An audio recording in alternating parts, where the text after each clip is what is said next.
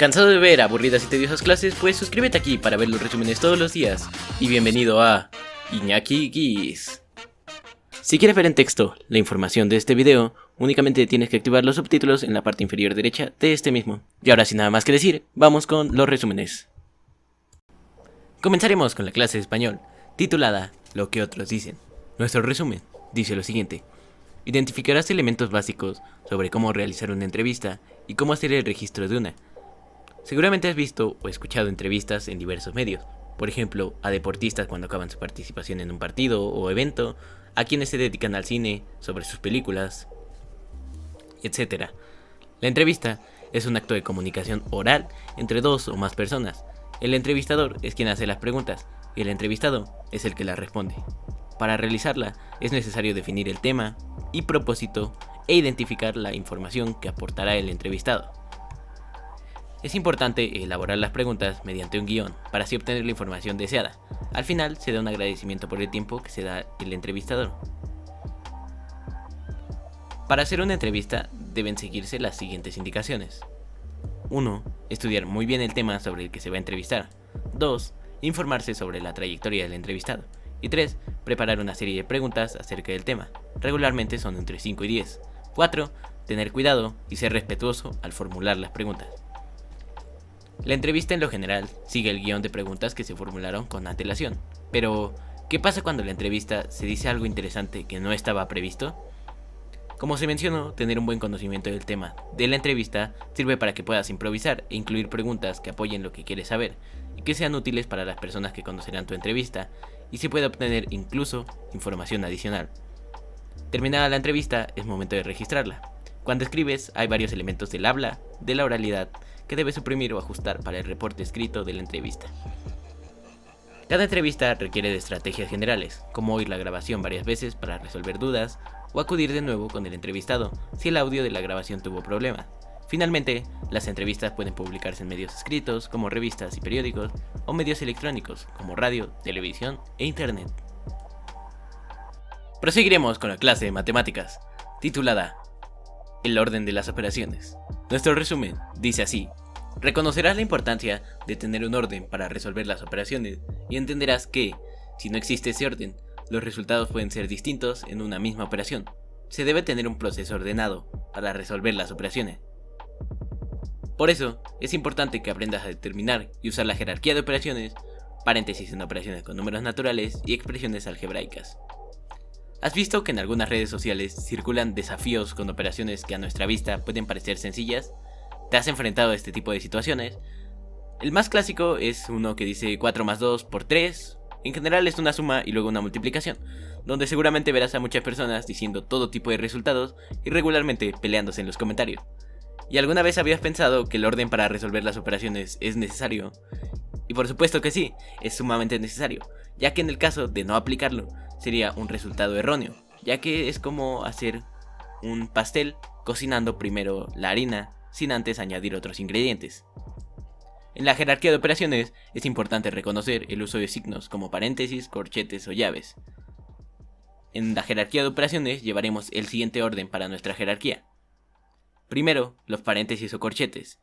Después de resolver eso, resolveremos las potencias y raíces.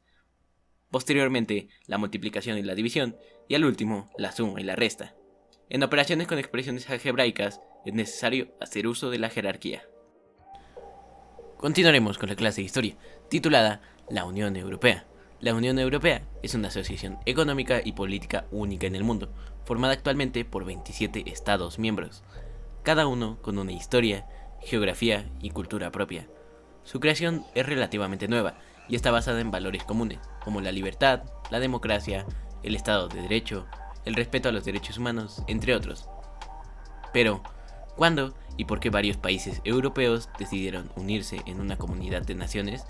¿Y cuáles fueron las circunstancias que los llevaron a buscar esta unión? La idea de crear la Unión Europea vino a final de la Segunda Guerra Mundial, en 1945. Los países europeos vieron que era mejor trabajar juntos que luchar entre ellos. Al principio, solo 6 países de Europa empezaron a trabajar juntos: Alemania, Bélgica, Francia, Italia, Luxemburgo y Países Bajos. Pronto se unieron más países de Europa y se creó la Unión Europea, Hoy en la Unión Europea hay 27 países que decidieron trabajar juntos, ayudarse los unos a los otros para hacer las cosas mejores, más fáciles y seguras para las personas. También busca la consolidación de una Europa democrática, estable, unida y dotada de voz propia en la escena internacional. Las acciones emprendidas se han basado en tratos que han sido aprobados y modificados voluntaria y democráticamente por todos los países miembros.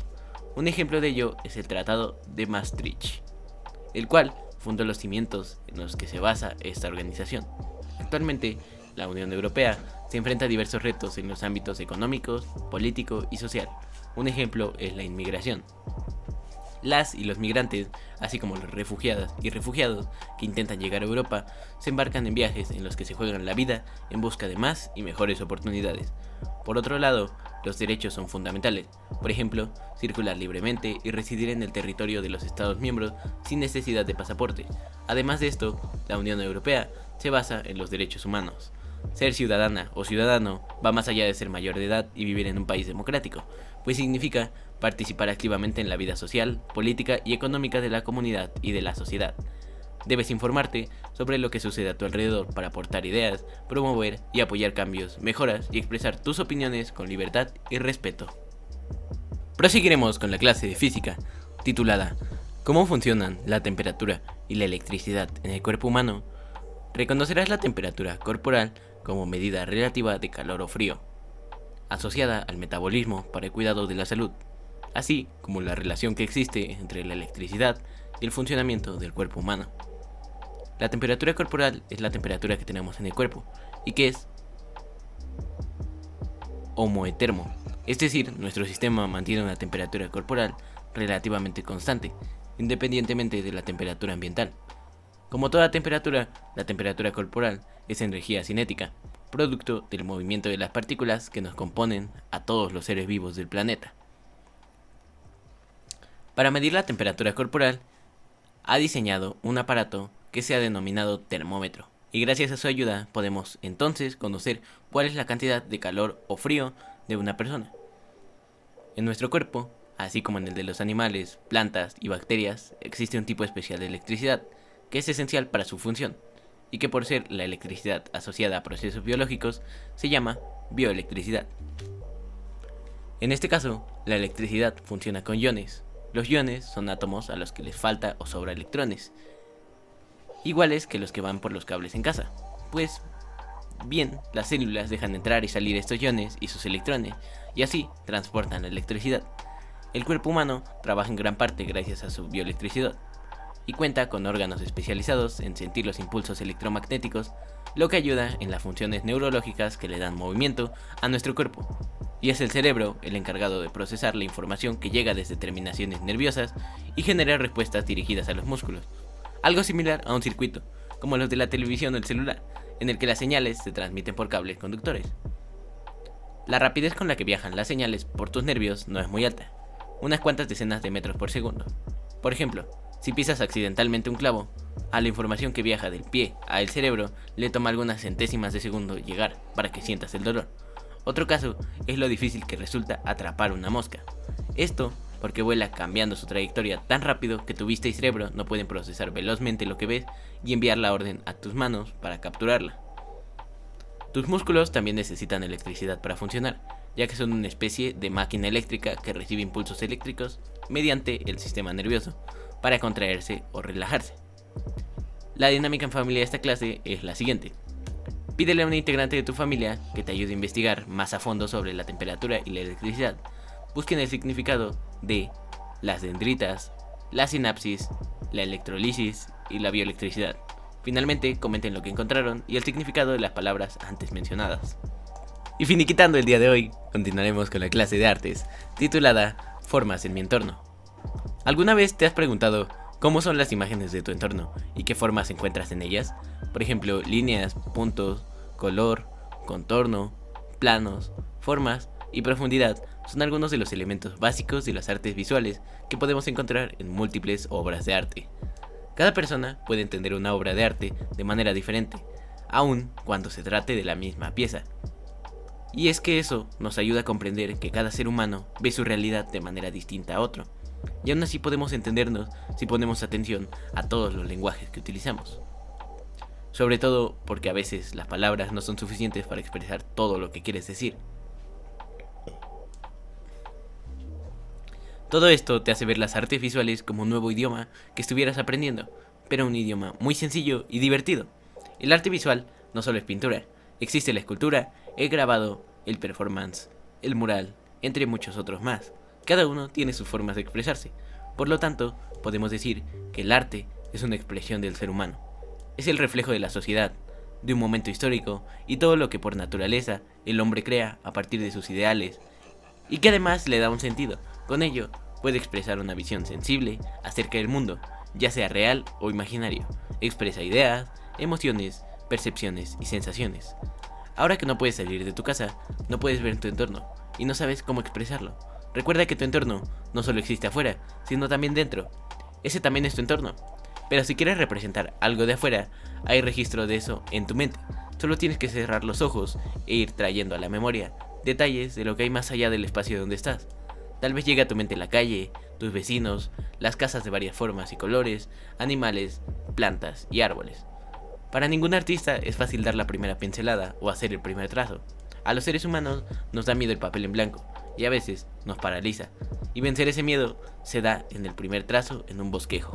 Los bosquejos son dibujos preliminares en los que puedes trazar distintas ideas antes de llevarlas a cabo en el material elegido.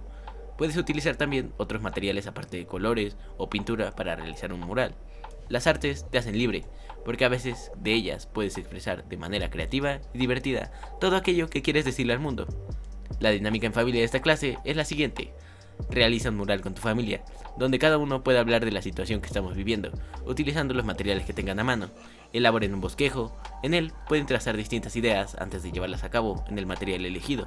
Pueden utilizar también otros materiales aparte de colores o pintura para realizar el mural.